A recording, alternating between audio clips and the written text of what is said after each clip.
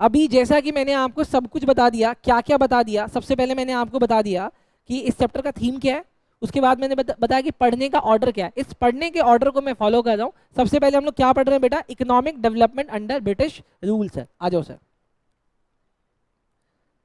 Sir सबसे पहले बेटा British rule, economic development under the colonial rule में पहली चीज है before advent of British rule. बेटा ब्रिटिश का हम अब देखो समझना बेटा, मैंने वहां पे आपको लिखवाया था कंपनी रूल, उसके बाद लिखवाया ब्रिटिश रूल, और मैं आपको ये ब्रिटिश रूल से पहले का बता रहा हूं बेटा। जब हमारे ऊपर ब्रिटिश रूल नहीं कर रहा था तब हम लोग कैसे थे बेटा, India had economic independent economy. दूसरी बात, agriculture was the main source of livelihood. दो बातें हो गई ब्रिटिशर्स के रूल करने से पहले। तीसरा, कंट्री को कैसे कैरेक्टराइज किया जाता था, हम बहुत सारी मैन्युफैक्चरिंग एक्टिविटीज करते थे, लेकिन याद रखना जब ब्रिटिशर्स हमें छोड़ के गए तब हमारी 70 से 75% पॉपुलेशन एग्रीकल्चर कर रही थी। India was particularly well known for its, किस किस चीजों के लिए हम लोग वर्ल्ड फेमस थे, हैंडीक्राफ्ट। लेकिन हैंडीक्राफ्ट किस किस फील्ड में बेटा, कॉटन में, सिल्क में, टेक्सटाइल में, मेटल के ऊपर भी, और प्रीशियस स्टोन के ऊपर बेटा। डन। अगली बात, these product enjoyed a worldwide market based reputation of the fine quality। पूरी दुनिया में हमारा डंका बजता था हमारी फाइन क्वालिटीज के लिए। Material used and high standard of craftsmanship seen in all the import from India. Done sir. अभी आपको मैंने बताया कि इकोनॉमिक डेवलपमेंट कॉलोनियल रूल से पहले, ब्रिटिशर्स के आने से पहले कितनी चीजें थी बेटा, आपके एग्जाम में आएगा। आप सिर्फ अगर हाइलाइटेड पॉइंट भी याद कर लोगे, सिर्फ और सिर्फ हाइलाइटेड पॉइंट भी याद कर लोगे तो बात बन जाएगी। एक बार जरा देखना इसको, मैं पूछूंगा बिफोर एडवेंट में, मुझे सिर्फ हाइलाइटेड पॉइंट आपसे चाहिए बेटा, जल्दी से देखो।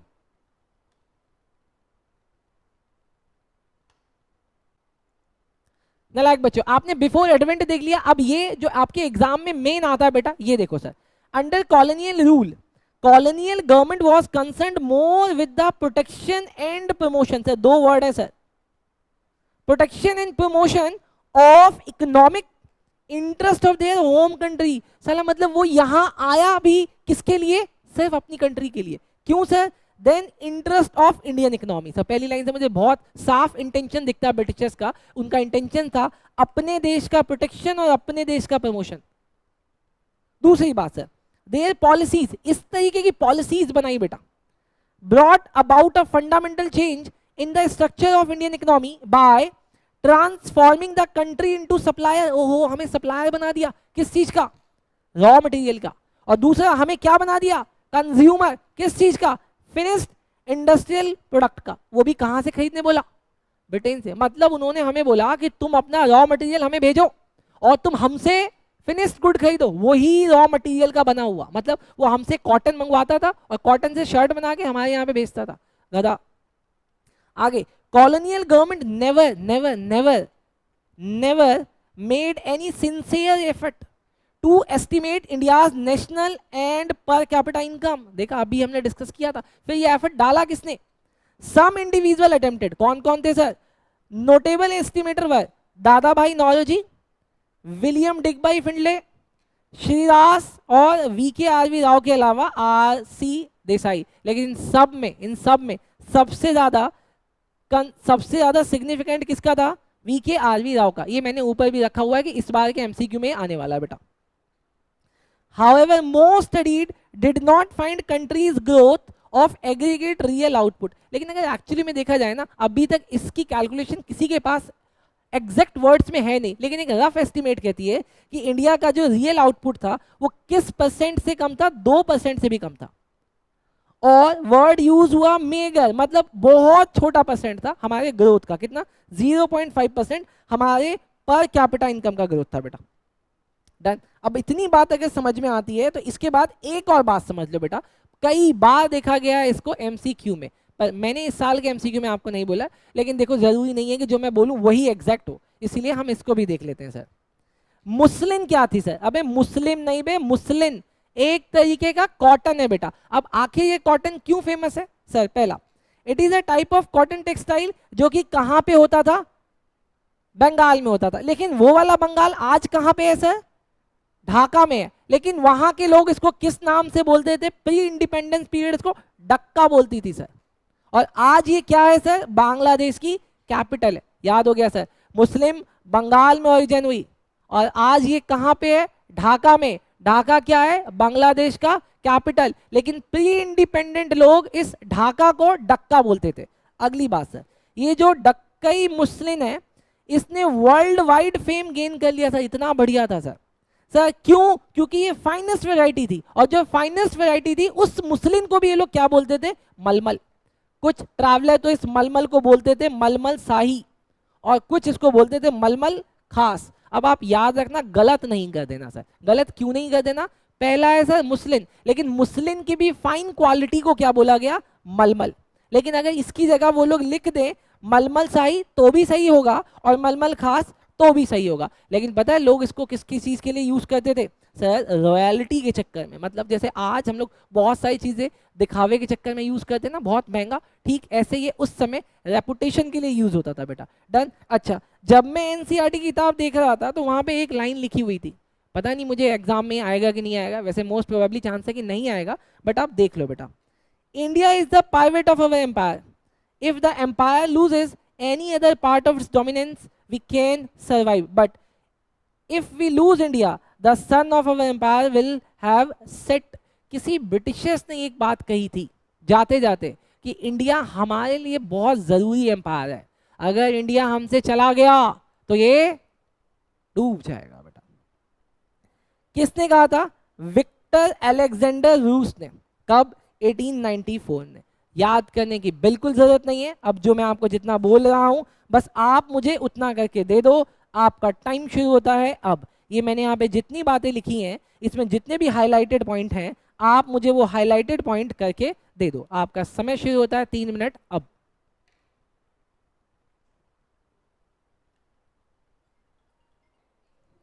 नलायक बच्चों, नलायक बच्चों इधर देखो बेटा, नलायक बच्चों, मजाक नहीं बेटा, मजाक नहीं। नलायक बच्चों इधर देखो, आपने ना पहला सेक्शन बहुत अच्छे से खत्म किया बेटा। पहला सेक्शन क्या था? Economic development under British rule बेटा। दूसरा एग्रीकल्चर सेक्टर बेटा, एक पन्ने में है सिर्फ, और आपको आ जाएगा। सर आओ, एग्रीकल्चर सेक्टर दिखाओ। सर ये है एग्रीकल्चर सेक्टर। सर कैसे पढ़ेंगे? सर इसको अच्छे से पढ़ेंगे, आओ। अब एग्रीकल्चर सेक्टर, एग्रीकल्चर सेक्टर से 2 पार्ट में बटा। पहला, यार ऐसे करोगे तो फिर देखो मुझे गुस्सा आ जाएगा। एग्रीकल्चर सेक्टर भी 2 पार्ट में बटा बेटा। पहला agriculture during pre British India, और दूसरा Indian economy under British control बेटा। अब पहले वाला हमें पता है कि उसका सोर्स क्या है? बर्नियर। कौन था उसका सोर्स? बर्नियर। अब उसने क्या क्या एक्सप्लेन किया था देखते हैं। It was French traveller Bernier described 17th century Bengal. क्या कहता है? कहता है the knowledge I have acquired of Bengal in 2 visits inclines me to believe that. क्या उसको भरोसा करने पे मजबूर करता है? पहला कि it is richer than Egypt, हम इंडिया इजिप्ट से ज्यादा अमीर थे। दूसरा, हम एक्सपोर्ट करते थे किसमें? अबंडेंस में। अबंडेंस बोले तो बहुत बड़ी संख्या में, लेकिन किन किन चीजों का? कॉटन का, सिल्क का, राइस का, शुगर का, बटर का। ये बर्नियर बता रहा है। तीसरी बात में कहता है इंडिया वॉज सेल्फ सफिशियंट, और ये अपने लिए wheat, vegetable, grain, fowls, duck, geese खुद उगा लेता था। अगली बात में क्या बोला? इट हैज इमांस हर्ड ऑफ, क्या क्या हमारे पास क्या क्या था पेट में? पिग्स, शिप, गॉट, और every kind has its profusion, मतलब हमारे यहाँ पे जितने भी पेट्स होते थे वो सब थे। From Rajmahal to the sea there was endless number of canals. बताओ उस समय हमारे पास इतना अच्छा ड्रेनेज सिस्टम था। cut in beyond ages from the Gangas by immense labor for navigating and irrigation बेटा। पानी को इधर उधर ले जाने के लिए, एग्रीकल्चर के काम के लिए भी, सब में इंडिया एक्सपर्ट था। लेकिन सर ब्रिटिश के रूल में आके हम क्या हो गए? सर ब्रिटिश के रूल में आके क्या हो गए? इसको करने के लिए पहले अभी इसके लिए मैंने फिर से आपको 2 मिनट का टाइम दिया, आप मुझे ये लर्न करके दो बेटा जल्दी से। नलायक बच्चे आपने बहुत अच्छा सुना दिया, agriculture doing pre British India. अब हम लोग देख रहे हैं बेटा Indian economy under British rule. आप ऐसे समझो यही आएगा, यही आएगा, यही आएगा एग्जाम में बेटा। अगर बड़ा क्वेश्चन बनेगा तो यही क्वेश्चन आएगा, लेकिन हाँ इसके बाद ब्रेक देंगे। इसको मैंने बहुत आसान बनाया बेटा आपके लिए, आओ देखो। देखो बेटा, फिर से देखो बेटा, पहली लाइन, अरे पहली लाइन बेटा, about 85% of the countries population lived mostly in the villages. अरे यार, ब्रिटिशर्स के आने के बाद से हमारे यहाँ पे 85% पॉपुलेशन कहाँ रह रही थी? गांव में। And drive livelihood directly from या इनडायरेक्टली फ्रॉम एग्रीकल्चर। कहने का मतलब 85% of countries population was dependent upon agriculture. अगला अगला अगला सोचो, हमारे देश की 85% पॉपुलेशन एग्रीकल्चर में काम कर रही थी। आज इतनी पॉपुलेशन तो नहीं करती। इतना काम करने के बाद भी हमारी प्रोडक्टिविटी कितनी थी? लो थी sir. Though the sector experience some growth, थोड़ा ग्रोथ हुआ लेकिन ये मार्केबल नहीं था बेटा, due to the expansion of the aggregate area under cultivation. Done. Third बात देखना बेटा, इसको ना पीरियड ऑफ स्टेग्नेशन भी बोला गया। पहली लाइन में मैंने बोला अबाउट 85% विलेजेस में रह रही थी और डायरेक्टली इनडायरेक्टली डिपेंडेंट थे हम लोग किसके ऊपर? एग्रीकल्चर में। दूसरे लाइन में मैंने आपको बताया हमारी प्रोडक्टिविटी बहुत लो थी। तीसरी बात देखना सर, सिर्फ लो नहीं थी, हमारा पीरियड ऑफ स्टेग्नेशन भी चल रहा था सर। पीरियड ऑफ स्टेग्नेशन का मतलब आप ऐसे समझो कि किसी बेकार टीचर से पढ़ो और 12th क्लास में कई साल तक रह जाओ, ये इसको बोला जाएगा स्टेग्नेशन का period. Despite being the occupation of such large population, the agricultural sector continued to experience stagnation. अब सवाल उठता है बेटा, इंपॉर्टेंट करा, ये मोस्ट इंपॉर्टेंट बेटा। अब सवाल है कि आखिर इस स्टेग्नेशन का रीजन क्या था? अरे आप बार बार 12th में क्यों फेल हो रहे थे, पढ़ नहीं रहे थे क्या? अब ये यहाँ पे एक्सप्लेन करता है कि स्टेग्नेशन का क्या था सर। सर सबसे पहले क्या आ गया था? Land settlement. ये क्या था sir? This stagnation in the agriculture sector was caused mainly because of land settlement. अरे ये है क्या, बताऊंगा सर। हाँ नहीं, पूरा that was introduced by the colonial government. पहली बात, कॉलोनियल गवर्नमेंट ने हमारे यहाँ पे लगाया लैंड सेटलमेंट। क्या होता है अभी नीचे बताऊंगा। दूसरा, लो लेवल ऑफ टेक्नोलॉजी, लेकिन सब कुछ देने के बाद भी वो अपने को टेक्नोलॉजी नहीं दे रहे थे। टेक्नोलॉजी वो क्या दे, हमारे पास खुद भी टेक्नोलॉजी लगाने के पैसे नहीं थे। Lack of irrigation facilities and negligible use of fertilisers, ना तो हम फर्टिलाइजर्स यूज कर रहे थे, ना हमारे पास इरिगेशन की फैसिलिटीज थी, और ना ही हमारी टेक्नोलॉजी बहुत बढ़िया थी। अभी अभी हमने ऊपर पढ़ा है बर्नियर को, बर्नियर कह रहा था कि हमारी फर्टिलाइजेशन सिस्टम, हमारा इरिगेशन अच्छा था, लेकिन ये ड्यूरिंग द कॉलोनियल पीरियड गए सब खराब है। समझ नहीं आ रहा बिल्कुल क्या किया इन लोगों ने। All added up to the aggravate the plight of farmer, इन सब चीजों को और दुखी कर रहा था फार्मर्स का मूव करना। And contributed to the dismal level of agriculture productivity, ये सभी वजहों से हमारी प्रोडक्टिविटी तो बिल्कुल रुक गई थी। सर अब एक बार बता दो कि लैंड सेटलमेंट सिस्टम था क्या? अब ये ना आपके एग्जाम में कई कई बार पूछा जाता है और सीधा क्वेश्चन आ जाता है, इसीलिए मैंने इसको आसान शब्दों में तोड़ दिया बेटा, है पूरा एनसीईआरटी बेटा। What is the land settlement system? पहली चीज इंट्रोड्यूस करी थी कॉर्नवालिस ने, कब? 1793 में। किसके अंडर? परमानेंट सेटलमेंट एक्ट के अंदर, उस समय एक एक्ट था उसके अंदर ये लेके आया लैंड सेटलमेंट। दूसरा, ये कहां कहां लगा? सबसे पहले कुछ पार्ट में, कहां के पार्ट में? बंगाल, बिहार, उड़ीसा, वाराणसी। डन। मैडम ज्यादा हो गया आज है? नहीं, मुझे ऐसा लगता है 60-90 में कुछ दिक्कत हुई है ना? 30 तो हम लेते नहीं। आओ, also known as permanent settlement system, उस परमानेंट सेटलमेंट एक्ट के अंदर इसको बोला गया परमानेंट सेटलमेंट सिस्टम। दूसरा नाम है बेटा लैंड सेटलमेंट का। अगली चीज, zamindar were recognised as owner of the land. किया क्या इन्होंने? इन्होंने एक पर्टिकुलर गांव पकड़ा, उस गांव में एक आदमी को क्या बना दिया? जमींदार। और जमींदार को क्या बोला? जमींदार व गिवन द राइट, उसको राइट दिया किस चीज का? कि तुम यहां के किसानों से क्या कलेक्ट करो? रेंट। ध्यान से समझना, हमने एक दो गांव पकड़े, उस एक दो गांव में मैंने एक जमींदार पकड़ा, जमींदार को बोला जमींदार तुम इन सभी किसानों से रेंट कलेक्ट करो। एक मिनट सर, अब जो लैंड कलेक्ट हो गया, सवाल है कि जमींदार इस ब्रिटिशर्स के लिए रेंट क्यों कलेक्ट करेगा?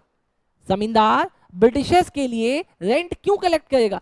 क्योंकि ब्रिटिशर्स ने उनको बोला कि तुम ना टोटल 11 पार्ट कलेक्ट करना, और इस 11 पार्ट में से एक पार्ट तुम्हारा हो जाएगा, बाकी 10 पार्ट मेरे होंगे। डन। कहानी समझ में आई क्या? हाँ जी सर। और सर मुझे ये बात भी पता है, उस समय ईस्ट इंडिया कंपनी हुआ करती थी। अगला sir, now the main interest of zamindar was only to collect rent. अब एक मिनट, अब जो जमींदार है उसको पता है कि इस गांव में 500 से ज्यादा फार्मर रहते हैं, 500 से ज्यादा छोटे छोटे फार्मर है, और मुझे इन सबसे रेंट कलेक्ट करना है, और उस रेंट कलेक्ट करने का एक पार्ट मुझे भी मिलेगा। तो साला जमींदार कोई काम ही नहीं करता। अब जमींदार का मेन इंटरेस्ट क्या हो गया? बस इनसे कलेक्ट करना, बस उनसे कलेक्ट करना, अपने पास एक पार्ट रखना, बाकी गवर्नमेंट को दे देना। देखो, now the main interest of the zamindar was only to collect rent regardless of the economic condition of the cultivator. अब पता है वो इतना इतना क्रूअल हो गया जमींदार, वो किसी किसान की हालत भी नहीं देख रहा कि बेचारे पे खाने तक के पैसे नहीं है, कहता नहीं भाई तुमको तो रेंट देना पड़ेगा। अब इससे क्या हुआ? ब्रिटिशर्स तो साइड हो गई, लड़ाई किसके बीच में हो गई? पीजेंट और जमींदार आपस में, दोनों इंडियंस आपस में लड़ रहे थे। देखो, this caused immense misery and social tension among the latter. लेकिन अब सवाल है कि आखिर जमींदार इतना क्रूअल हुआ क्यों? क्योंकि जमींदार के ऊपर भी तलवार लटका दी। कौन सी? देखो sir, to a very great extent, अगर देखा जाए तो the term of revenue settlement, अरे ये रेवेन्यू सेटलमेंट क्या है नीचे बताऊंगा, were also responsible for the zamindar adapting such attitude. ये जो रेवेन्यू सेटलमेंट था ना, इसके वजह से जमींदार ने अपना एटीट्यूड इतना खराब कर लिया था। सर ये क्या है रेवेन्यू सेटलमेंट, जरा समझा दो। देखो नीचे बक्से में मैंने समझाया, what is revenue settlement system.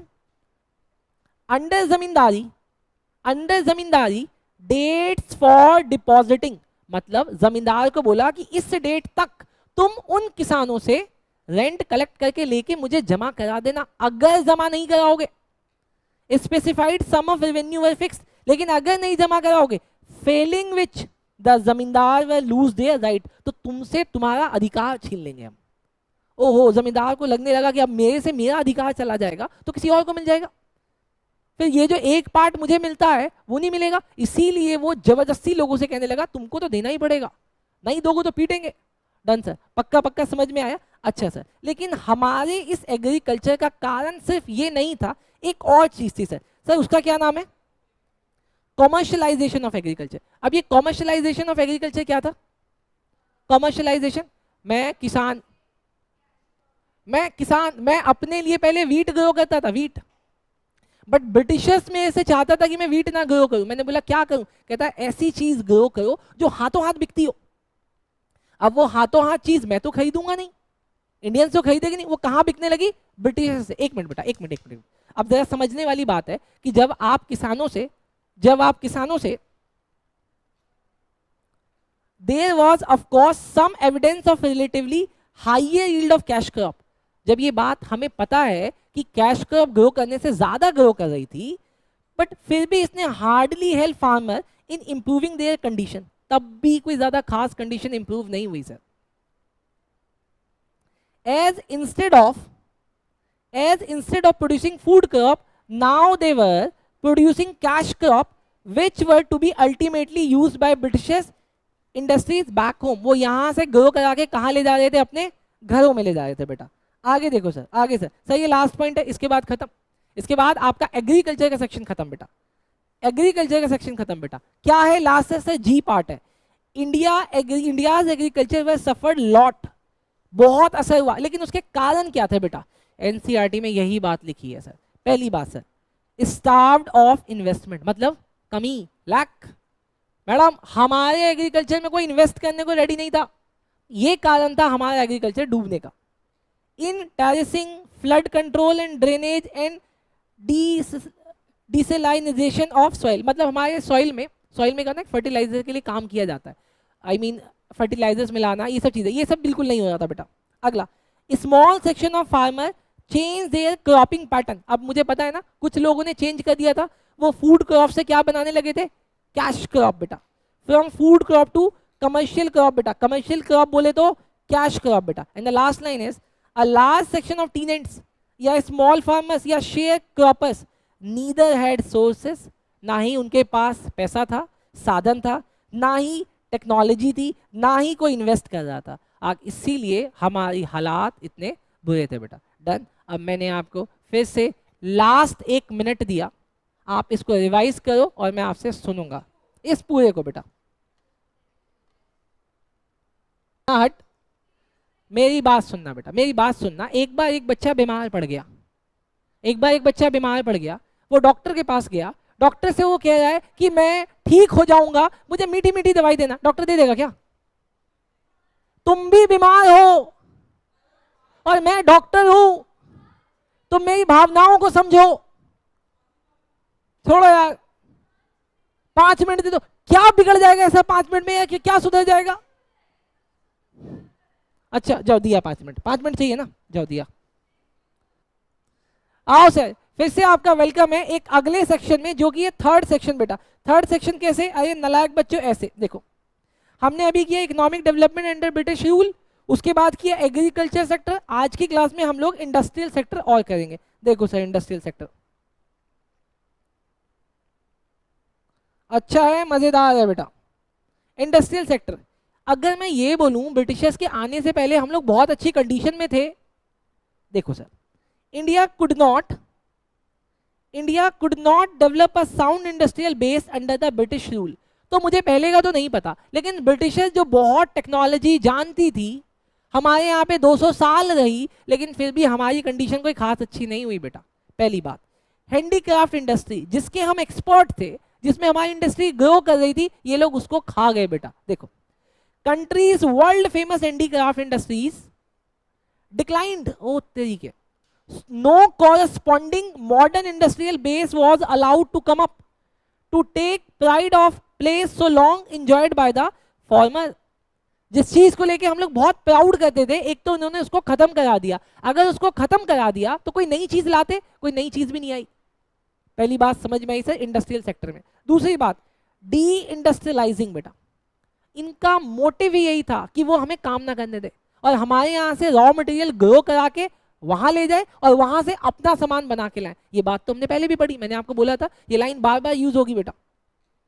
The primary motive of colonial government behind this policy is to reduce India to the status, हमें गिरा के वो किस स्टेटस में लाना चाहते थे, of मियर exporter of important raw material and turn India into the importer of finish product. ये बात हमें पहले भी पता थी, देखो दोबारा आया।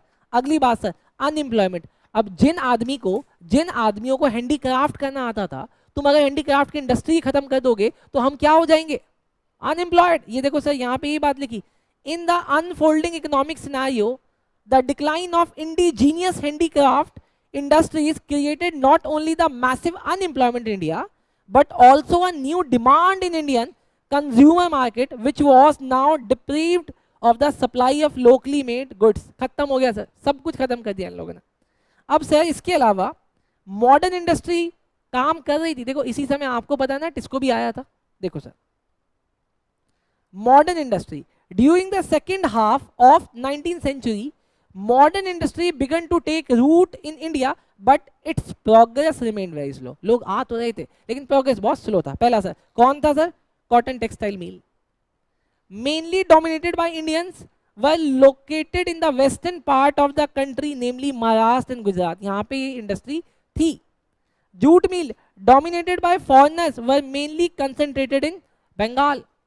आयरन एंड स्टील इंडस्ट्रीज, ये ना ये बता रहा है कि उस समय कौन कौन सी इंडस्ट्री आई थी या एस्टेब्लिश हुई या ग्रो कर रही थी। पहला बोला बेटा टेक्सटाइल, दूसरा बोला कॉटन जूट, और तीसरा कह रहे हैं बेटा आयरन एंड स्टील। इसको किसने किया? Beginning of 20th century the Tata iron and steel TISCO was incorporated. And the last one is, इन सब के बावजूद मेरा डोमेस्टिक प्रोडक्ट मतलब जीडीपी या फिर gross value added GVA remained very small. Done sir, ये बात समझ में आ गई सर, पक्का पक्का समझ में आ गई सर? हाँ जी, पक्का पक्का समझ में आ गई। बस इतना सा अब आपको मुझे फिर से याद करके देना है। आपके पास फिर से हैं 2 मिनट, जल्दी जल्दी कर दो, जल्दी जल्दी घर चले जाओगे बेटा, जितना लेट उतना लेट बेटा।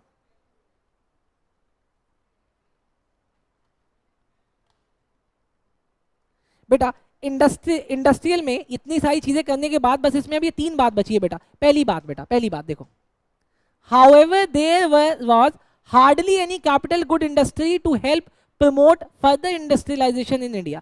इंडिया में हार्डली कोई मशीन थी जो हमें इंडस्ट्रियल सेक्टर में ग्रो करती। सर ये कैपिटल गुड इंडस्ट्री क्या होती है? Industries which can produce machine tools.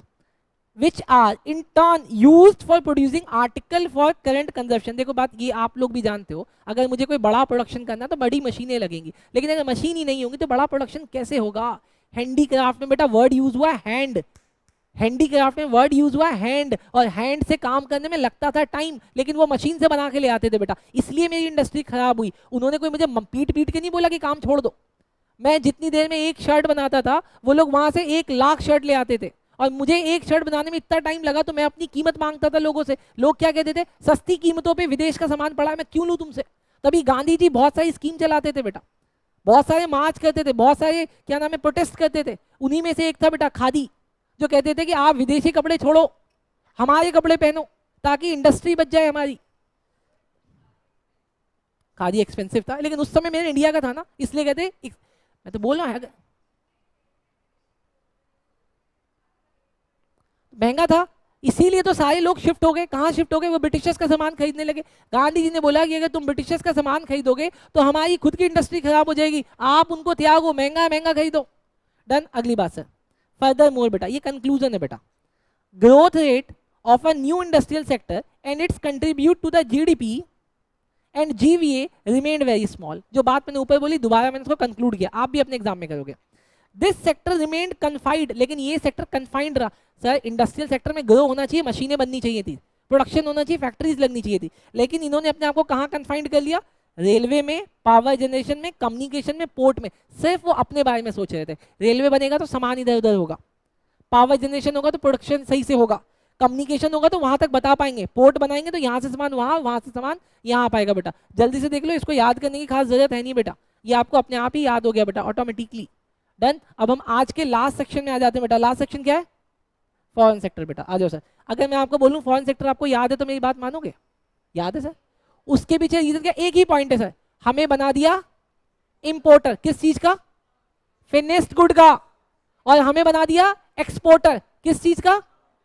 Done. इसके बाद उन्होंने हमसे एक और बात बोली कि तुम अपना 50% ट्रेड हमारे साथ करना, मोर देन 50% हमारे साथ करना, और बचा हुआ 3 कंट्रीज के साथ बोला। खत्म हो गया फॉरेन सेक्टर। नहीं विश्वास होता? आओ देखो सर, देखो सर, देखो आओ, देखो सर, फॉरेन ट्रेड बेटा, फॉरेन ट्रेड बेटा, देखो देखो देखो देखो देखो, अभी अभी मैं बताऊंगा बेटा, लेम वाला मैं लेम समय पे लेता हूं बेटा, अभी ना प्रोडक्टिव टाइम है। इंडिया हैज बीन, देख लो ना sir, India has been an important trading nation since ancient time. हम उनके आने से पहले, सालों पहले तक बहुत अच्छा ट्रेड कर रहे थे। विश्वास नहीं होगा तुमको, मार्को पोलो ने भी जिक्र किया इस बात का। But restrictive policies of commodity production, but Britishers ने हमें कंट्रोल किया बनाने से कि इससे ज्यादा नहीं बना सकते, ट्रेड में और टैरिफ में, जिसके वजह से कॉलोनियल गवर्नमेंट के इससे हमारा एडवर्स इफेक्ट हुआ और कंपोजिशन और वॉल्यूम इंडिया के फॉरेन ट्रेड की खराब हो गई। अब देखो सर जल्दी से क्या क्या चीजें याद करनी है सर। पहली चीज आपको याद है, एक्सपोर्टर ऑफ प्राइमरी प्रोडक्ट बन गए। अगला, इंपोर्टर ऑफ फिनिश प्रोडक्ट बन गए। लेकिन यहाँ पे ना आपको याद क्या करना है? आपको ये याद करना है कि किन किन चीजों को हम लोग एक्सपोर्ट करते थे बेटा।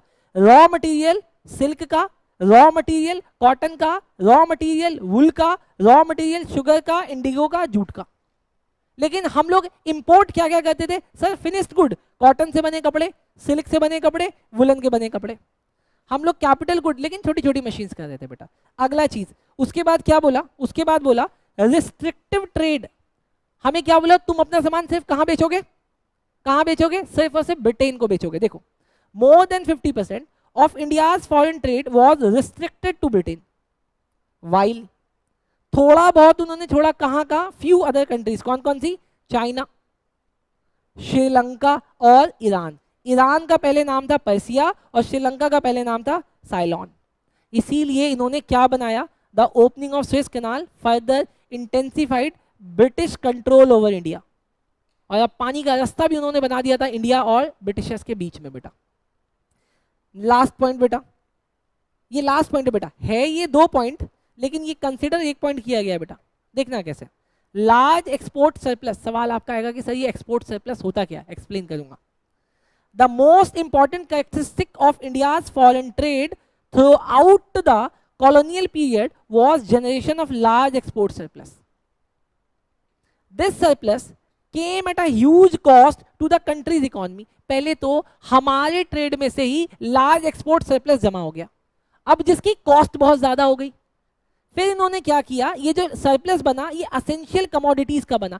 इस एक्सपोर्ट सरप्लस में क्या क्या चीजें आई सर? फूड ग्रेन आया, क्लॉथ आया, केरोसिन आया, जो कि डोमेस्टिक मार्केट में बहुत मुश्किल से अवेलेबल थी, मतलब बहुत कम थी ही नहीं, और उसको भी तुमने एक्सपोर्ट सरप्लस में जाके ब्लॉक कर दिया।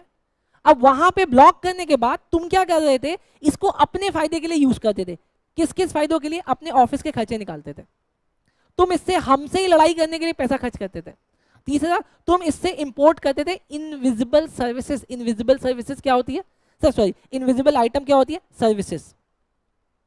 मतलब तुम बाहर से मसाज वाले को बुला के मसाज करवा रहे हो, लड़ाई, नॉलेज, इन सब चीजों पे काम कर रहे हो। गुड्स नहीं, सर्विसेज ले रहे थे, इन सब पे पैसा खर्च हो रहा था। अभी भी एक बात रहेगी कि सर आखिर एक्सपोर्ट सरप्लस है क्या, प्रोसेस क्या? मैंने अभी तक वो चीज बताई नहीं बेटा, मैंने बस आपको बताया एक्सपोर्ट सरप्लस में ये लोग इंडिया के ट्रेड को, इंडिया के ट्रेड में जो गुड्स जा रहा था उसको रोक लेते थे, जो कि बहुत महंगा था, और वो भी ऐसे गुड्स थे जो एसेंशियली बहुत जरूरी था, और बाद में उसी को बेचकर ये लोग अपने ऑफिस के खर्चे, इंपोर्ट का खर्चा, इनविजिबल आइटम का खर्चा और सर्विसेज के खर्चों पे यूज करते थे। और इन सब के लिए अभी जो मैंने ऊपर वाली लाइन में देखा था कि स्वेज कैनाल इन्होंने बनाया था।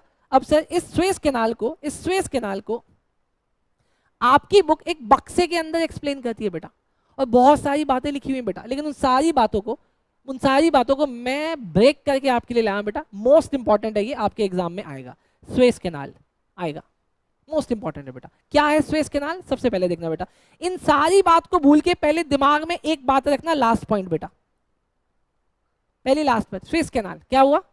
बोलो सर, लास्ट बात क्या? Used as highway between India and Britain. पहली बात याद हुई? याद कैसे करना वो बता रहा हूं। दूसरी बात आपको बेटा फिर नीचे से याद करना, इट्स ओपनिंग इन 1869। लेकिन इसको खोलने से फायदा क्या हुआ? पहले ना पूरा घूम के जाना पड़ता था, अभी सीधा रास्ता हो गया, तो इससे क्या हुआ? Reduce cost of transportation. दूसरा, made access to the Indian market easier. अब इंडियन मार्केट आना जाना आसान हो गया। दो बातें हुई, दो बातें याद हुई। तीसरी बात बेटा, Suez canal is a artificial waterways बेटा। जैसे जैसे लर्न करा रहा हूं वैसे वैसे लर्न करना है बेटा। ये वाटरवेज है, लेकिन आर्टिफिशियल मतलब बनाया हुआ, बना नहीं है, नेचर ने नहीं बनाया, तुमने बनाया। रनिंग फ्रॉम कहां से कहां तक? नॉर्थ से साउथ में जा रहा है, लेकिन किसको क्रॉस करते हुए? Isthmus of Suez in north eastern Egypt. तीन बातें याद हुई। अब याद करो सर चौथी बात सर, स्ट्रेटेजिक की वजह से भी देखे या इकोनॉमिक की वजह से भी देखे तो ये दुनिया का सबसे इंपॉर्टेंट वाटरवेज है। दुनिया बोला मैंने, दुनिया। मुझे चार बात याद हुई बेटा। पहली बात क्या थी? हाईवे बना। दूसरा, कॉस्ट ऑफ ट्रांसपोर्टेशन कम हुआ। तीसरी बात, आर्टिफिशियल वाटरवेज है, फ्रॉम नॉर्थ टू साउथ। किसको क्रॉस कर रही है? Isthmus of, done sir. उसके बाद चौथी बात, स्ट्रेटेजिकली भी और इकोनॉमिकली भी ये दुनिया की सबसे इंपॉर्टेंट वाटरवेज है। याद हो गई सर? अब याद करो पांचवी बात, छठी बात याद नहीं होती इसलिए पांचवी बात, the canal provide a direct route. किसके लिए? For ships operating between European या American port and port located in south Asia. अपन भी एशिया में पढ़ते हैं। East Africa and Oceania, by doing away with the need of sail around Africa. मतलब अब मैं अफ्रीका को छोड़कर ट्रैवल कर सकता था। डन, बात समझ में आई? अब लास्ट बात बेटा, सिक्स्थ और लास्ट बात, it connects Port Said on Mediterranean Sea with Gulf of Suez and arm of Red Sea. ये मोस्ट इंपॉर्टेंट है। जिस ऑर्डर में याद करा इस ऑर्डर में याद कर दो, सुना दो, चले जाओ, एग्जाम में आएगा। Thank you.